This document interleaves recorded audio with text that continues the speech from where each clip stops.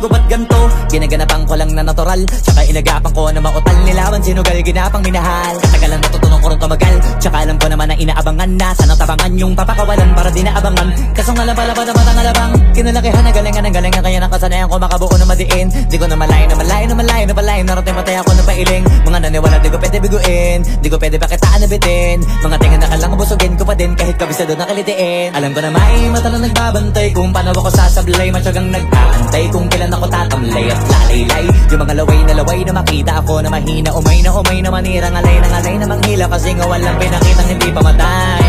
Na napasarap mag-rap, ang daming nagbago mula nung kilalanin ang tao. Daming nagtulak sa'kin, palaging maging ganado, palaging pakado, pag kumalaw palaging planado. Daming pasabog, kailangan pag malawak ang sakop, ikaw din ang talo sa laban. Pag nabalot ng takot kung saan ka aabot, takutin lahat ng mahahakot. Yung dami ng pagod ay may sukli pag di ka madamot. At kung di ko tsinaga, baka nauwi na sa wala. Ganito pala to kalala, kita mo naman na napala. Paano ko hindi ko ginawa? Yung iba di makahalata, malaki na anak kataya. Marami na pwede mawala, kaya di na pwede pabaya. Hindi pwede puro mamaya, baka sa huli mapahiya. Totoo na parang himala lang siya mula sa iba pa tiningala. Matagal ko din na kinapakatagawa, di madapa yung kalidad. Di mo nakasipin na baan na marami pa nagdududa, puro kilos ang inuuna. Ngayon kita mo namumunga, tumutubo na. Pakarami ko nakukuha, pero di pa rin nalulula.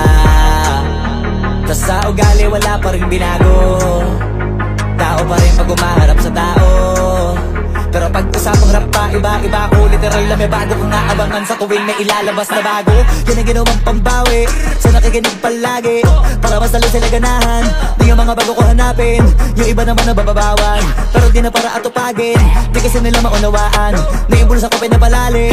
Kahit pa paano naman naganap ako paunti-unti, gumalaw ng pino, hindi maitatanggi. Iba di na laking munti, pila may hanting-hanting sa galing, may malayong kunting naging kambing sa dami ng hinahin na putahe. Pwedeng akalaing malaking kantin, yung iba nakahalata na sa pangalan na plaka, nagiging malalapit lalo pag babaliktad na binasa. Pag gumagawa, hindi ko pa magagawa, maiba lang ang lasa. Para maipakita ko din na din ako gumagawa na basta-basta.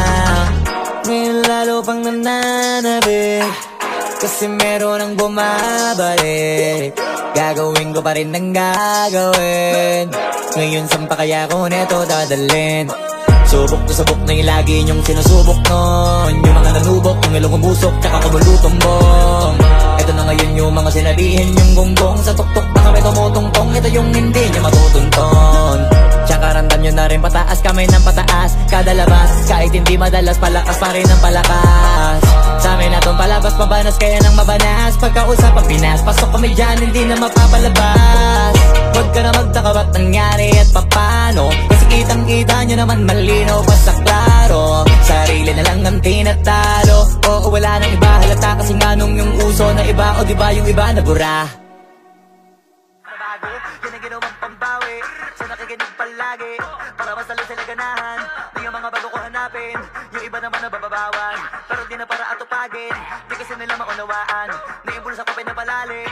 Kahit pa paano naman naganap ako paunti-unti, gumalaw ng pino, hindi maitatanggi. Iba din na laking munti, pila may hanting-hanting sa galing, may malayong kunting naging kambing sa dami ng hinahin na putahe. Pwedeng akalaing malaking kantin, yung iba nakahalata na sa pangalan na plaka, nagiging malalapit lalo pag